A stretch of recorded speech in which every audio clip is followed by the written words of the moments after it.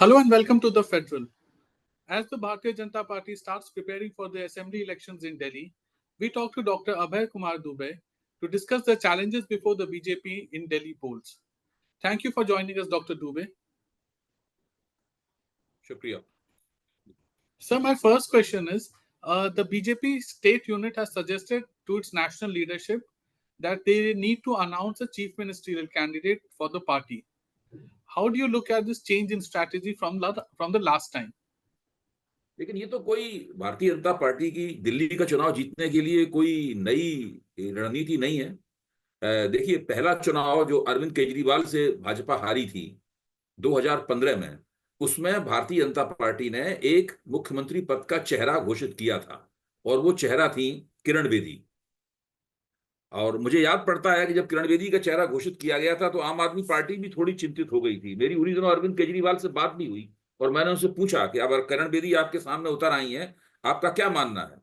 तो अरविंद केजरीवाल ने मुझसे ही कहा था, अनौपचारिक रूप से ही कहा था, मैं भी इस बात को अनौपचारिक रूप से ही कह रहा हूं, इसलिए इन कोर्ट से मत मानिए। उन्होंने कहा था, देखिए कल तक तो हम चुनाव जीत रहे थे, लेकिन अब किरण बेदी आ गई हैं तो अब मैं नहीं कुछ कह सकता। तो मैंने कहा ऐसा क्यों है?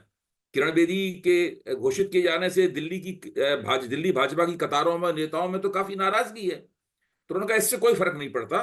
किरण बेदी को अगर जनता ईमानदार मानती है और मुख्यमंत्री पद का मजबूत उम्मीदवार मानती है तो जनता का बड़ा हिस्सा उनको वोट दे देगा। ये अरविंद केजरीवाल का मानना था। इसके 4-5 दिन बाद जब अरविंद से मेरी बातचीत हुई तो फिर उन्होंने मुस्कुरा के कहा कि अब हम चुनाव जीत रहे हैं। तो मैंने कहा ऐसा क्यों? तो उन्होंने कहा कि किरण बेदी ने पूरी भाजपा को ही नाराज कर लिया है और अब भाजपा के लोग ही उनको जीतने नहीं देंगे। आपको ध्यान होगा कि डॉक्टर हर्षवर्धन की जो विधानसभा कॉन्स्टिट्यूएंसी थी, उस कॉन्स्टिट्यूएंसी से किरण बेदी को एमएलए का चुनाव लड़ाया गया था और किरण बेदी उस कॉन्स्टिट्यूएंसी से भी चुनाव हार गई थी, खुद भी हार गई थी। और उस चुनाव में तो भाजपा की बहुत भयानक पराजय हुई थी। उनको केवल 3% वोट प्राप्त, 3 सीटें प्राप्त हुई थी और शायद 31 या 32% उनको वोट प्राप्त हुए थे। तो केवल उम्मीदवार का चेहरा घोषित करने से भारतीय जनता पार्टी दिल्ली का चुनाव नहीं जीत सकती। ये एक शर्त हो सकती है, लेकिन चुनाव जीतने के लिए दिल्ली की राजनीति में फिर से एक बार फिर वापसी करने के लिए भाजपा को बहुत से काम करने होंगे और उसमें से ज्यादातर काम ऐसे हैं जो ऐन चुनाव से पहले नहीं हो सकते। जैसे फरवरी में चुनाव होना है, तो अब चुनाव में तो बहुत कम दिन बाकी रह गए हैं, मुश्किल से 4 या 5 महीने चुनाव में रह गए हैं। तो अब वो काम ऐसे हैं जिनको कम से कम भाजपा को 2-3 साल पहले शुरू करने होंगे, तब कहीं जाके चुनाव से पहले उसका असर पड़ेगा। So do you think the corruption allegation against Chief Minister Arvind Kejriwal and former Deputy Chief Minister Manish Sisodia will help the BJP in this polls? देखिए, जिन दिनों अरविंद केजरीवाल की गिरफ्तारी हुई थी, उससे पहले मनीष सिसोदिया की गिरफ्तारी हुई थी, उससे पहले सत्येंद्र जैन को जेल में डाला गया था, फिर संजय सिंह की गिरफ्तारी हुई। तो आपको ध्यान होगा कि सी वोटर ने एक सर्वे किया था जो कि एबीपी चैनल पर प्रसारित हुआ था। उस सर्वे में पूछा गया था कि ये जो कार्रवाई हो रही है विपक्ष के नेताओं के खिलाफ, और खासतौर से दिल्ली की जनता से पूछा गया था कि अरविंद केजरीवाल और आपके दूसरे नेताओं के खिलाफ जो कार्रवाई हो रही है, इस पे उनका क्या मानना है। तो उसमें बहुत बड़े पैमाने पर लोगों ने यह कहा था कि भारतीय जनता पार्टी विपक्ष के नेताओं के खिलाफ तो कार्रवाई कर रही है, लेकिन अपनी पार्टी में भ्रष्टाचारियों को भर रही है और अपने जो भ्रष्ट हैं उनकी तरफ उनका कोई ध्यान नहीं है। इसलिए इस जो विपक्ष के खिलाफ जो अभियान चलाया गया था कि उनके ऊपर एक भ्रष्टाचार की कालिख उनके मुंह पे पोती जाए, इसका असर कम से कम उस सर्वेक्षण में तो मतदाताओं के ऊपर नहीं दिखाई दिया था। अब सवाल यह है कि क्या वास्तव में कहीं ना कहीं कोई असर होगा? मैं ये मानता हूं कि इतने लंबे अरसे से भाजपा एक मुहिम चला रही है, तो हो सकता है कि कुछ उनके ऊपर असर हो, लेकिन वो असर किस हद तक होगा, भाजपा अपने वोटरों को कितना बढ़ा पाएगी, क्योंकि भाजपा के पास दिल्ली में एक स्थायी वोटर है, एक ऐसा वोटर है कि भाजपा चुनाव लगातार हारती है फिर भी उतना वोट तो भाजपा को मिलता ही है। ये 31% से लेकर 36% के बीच में, 36-37% के बीच में वोट है, जो शीला दीक्षित के जमाने से अगर आप पूरा ट्रैक करें तो आपको दिखाई पड़ जाएगा कि ये वोट भाजपा को मिलता ही है। देखिए, भाजपा 3 चुनाव कांग्रेस के खिलाफ हार चुकी है जो शीला दीक्षित ने जीते थे, और 3 चुनाव अरविंद केजरीवाल के खिलाफ हार चुकी है। एक चुनाव में वो सबसे बड़े दल के रूप में उभरी थी लेकिन बहुमत नहीं प्राप्त कर पाई थी 2013 के चुनाव में, फिर 2015 में हारी और 2020 में बुरी तरीके से हारी। तो सबसे ज्यादा वोट उसे मेरे ख्याल से पिछले दिनों 2020 के चुनाव में मिले थे, जबकि 2015 के मुकाबले उसका वोटिंग परसेंटेज 6% बढ़ गया था, और उसकी लेकिन सीटें उसकी 3 से केवल 8 बढ़ पाई। तो इसका मतलब यह है कि अगर आम आदमी पार्टी को उससे मुकाबला करना है तो कम से कम 2 काम होने होंगे।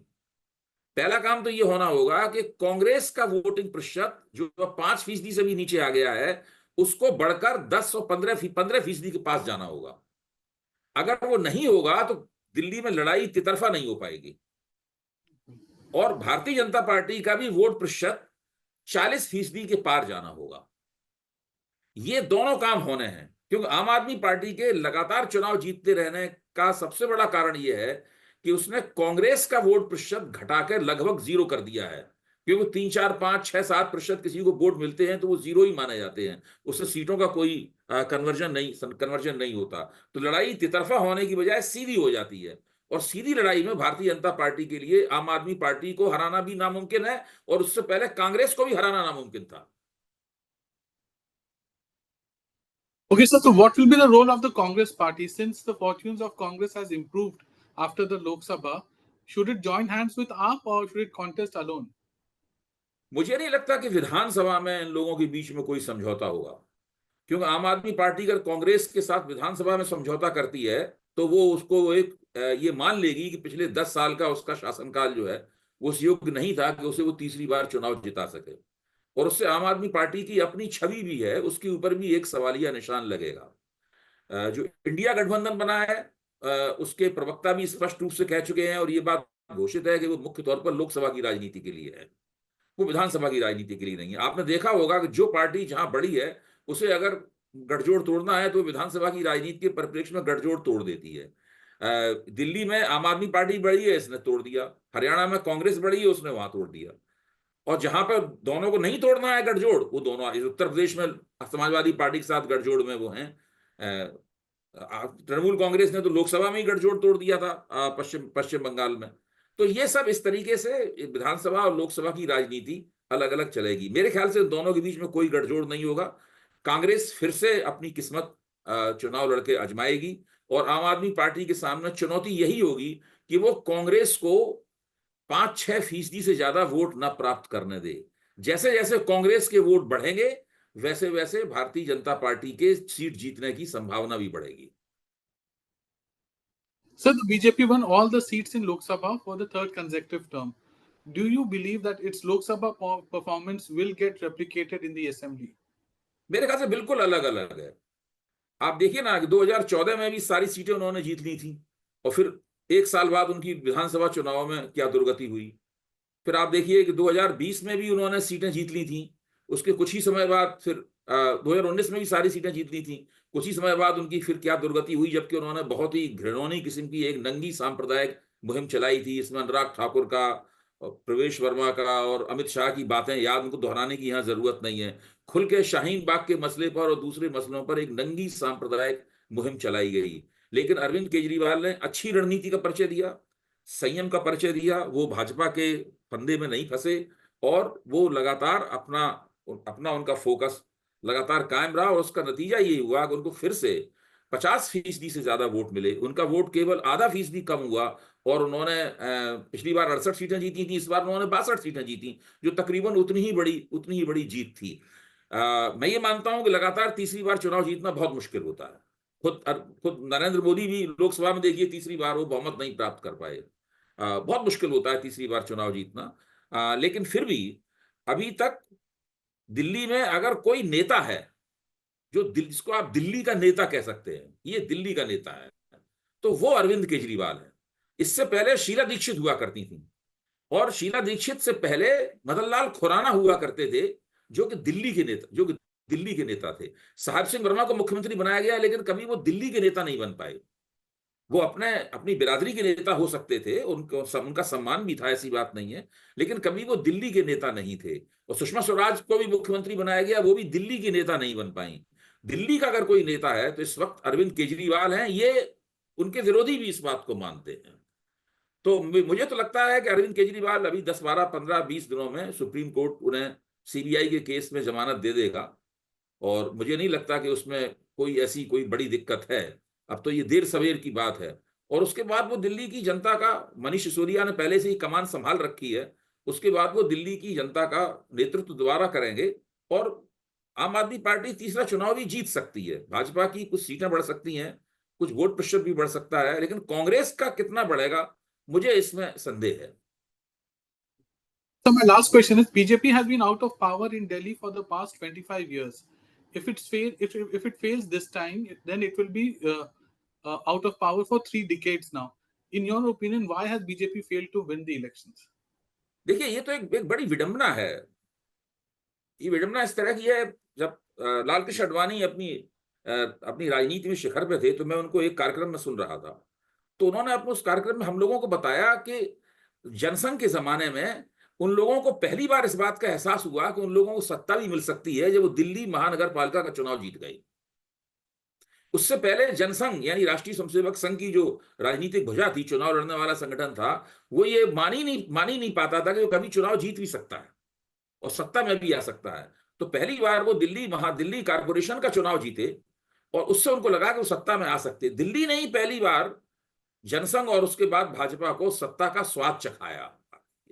और उसी दिल्ली के अंदर ये लोग लगातार पिछले 25 साल से हार रहे हैं। ऐसा क्यों है? मुझे लगता है वो जो जीत हुई थी महानगर पालिका में, कारपोरेशन में, उस जीत में ही इस हार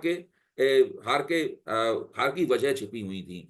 और वो ये थी कि दिल्ली की जो उस वक्त दिल्ली का जो डेमोग्राफिक स्ट्रक्चर था, जो आबादी मूलक दिल्ली की संरचना थी, उसमें जो पाकिस्तान से आए हुए शरणार्थी थे पंजाबी, उस तरह के लोगों की संख्या बहुत ज्यादा थी। एक तरह से दिल्ली की राजनीति पर वो काबिज थे। और भारतीय जनता पार्टी के संगठन में भी, यानी उस जमाने के जनसंघ के संगठन में और बाद में भारतीय जनता पार्टी के संगठन में भी उनका बड़ा बोलबाला था। आप देखिए, जितने भी भाजपा के पुराने नेता हैं, सारे के सारे उसी समाज से आए हुए हैं। जो पंजाबी, हिंदू, व्यापारी, खत्री, ये सब जो समाज है, मतलब जो है, उस समाज से आए हुए लोग हैं। भारतीय जनता पार्टी दिल्ली में अभी तक अपने इस किरदार को बदल पाने में असमर्थ रही है। ऐसी बात नहीं, उसने कोशिश नहीं की। उसने सतीश उपाध्याय को उसने अपने अध्यक्ष बनाया, उसने मनोज तिवारी को अपना अध्यक्ष बनाया, तो वो कोशिश तो करती रही है इस बात में, लेकिन उनको अच्छा नेता आज तक मिल नहीं पाया जो खड़े होकर दिल्ली की जो बदली हुई डेमोग्राफी है, यानी उत्तर प्रदेश और बिहार के लोगों ने जो इस तरह दिल्ली की डेमोग्राफी को बदल दिया है और वो दिल्ली के मतदाता मंडल के, दिल्ली के इलेक्टोरेट के ऊपर छा गए हैं, उसका नेता बन सके, ऐसा कोई नेता भाजपा को मिला नहीं। दूसरी समस्या भाजपा की यह है, जो नरेंद्र मोदी के जमाने की उपज है, ये तो पहले चली आ रही समस्या है, वो ये है कि नरेंद्र मोदी के जमाने की भाजपा ने दिल्ली के जो भी नेता थे और दिल्ली की जो भी भाजपा थी, उसको दरअसल केंद्रीय स्तर के नेताओं की भीड़ जमा करने का एक औजार सा बना के रख दिया है। इनका काम यही है, उधर से खबर आती है कि भाई ये उनकी मीटिंग होने वाली है, इनके लिए इतने आदमियों की जुगाड़ करो, इतने लोग लाओ रैली में, ये करो। तो सब भाजपा के अंदर भी इस बात की चर्चा होती है। ये मैं ही नहीं कह रहा हूं, अब भाजपा वालों से खुद बात करें तो कहते हैं हमारा काम तो लोगों के लिए भीड़ जमा करना है। तीसरी बात यह है, जो खुद राष्ट्रीय स्वयंसेवक संघ ने आलोचना की है भाजपा की, वो ये है कि भाजपा का जो कार्यकर्ता है वो पहलकदमी खो चुका है।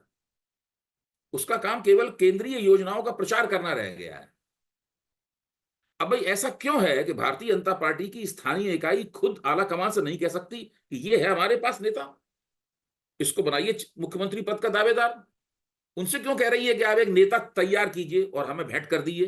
भाई वही तो कह रही है, पहले एक नेता तैयार कीजिए, हमें भेंट कर दीजिए, हम उसको अपने कंधों पे उठाएं और कहें कि ये है ये अरविंद केजरीवाल के खिलाफ खड़ा होकर नेता। ऐसे थोड़ा ना बनता है। अब राहुल गांधी धीरे धीरे करके नेता बने हैं, अपनी मेहनत से नेता बने हैं। आज वो कई कई प्रदेशों में उनकी उनकी जो पॉपुलरिटी की रेटिंग है वो अरविंद केजरीवाल के बराबर है या उससे ज्यादा भी है।